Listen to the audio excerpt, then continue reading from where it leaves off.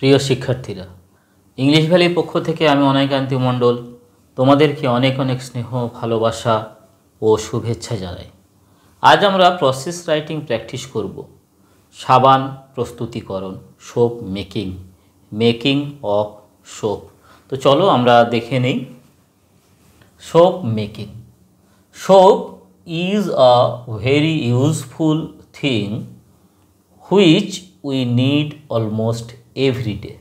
সাবান হলো ভীষণই প্রয়োজনীয় একটা জিনিস যেটাকে আমাদের প্রায় প্রত্যেক দিনই আমাদের প্রয়োজন হয়।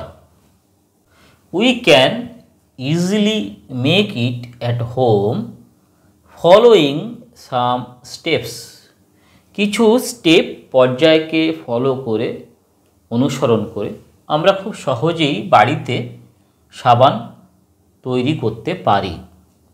অ্যাট ফার্স্ট, সর্বপ্রথমে caustic soda and coconut oil. Caustic soda এবং কোকোনাট অয়েল, নারকেল তেল আর mixed with water.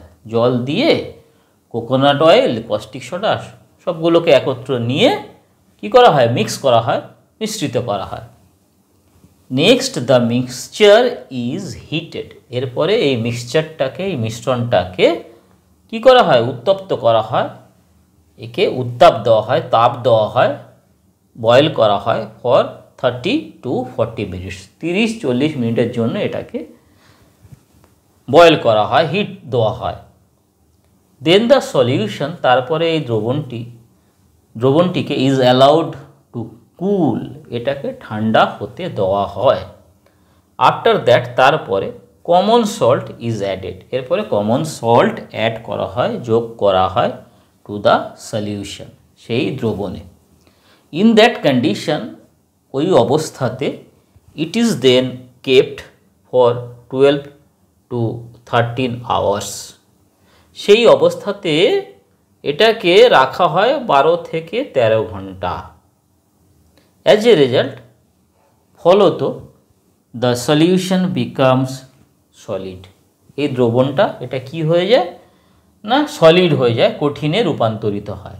Finally it is cut to small cake like pieces. অবশেষে অ্যাট লাস্ট এটাকে কি করা হয়? সাবানের মতো কেক লাইক করে করে পিস করা হয়, টুকরো টুকরো করে। সাবানের রূপ আমরা দেখতে অভ্যস্ত, সেইভাবে সেটাকে শেপ দেওয়া হয়। Now it is ready for use. এখন এটা ব্যবহারের জন্য রেডি, প্রস্তুত।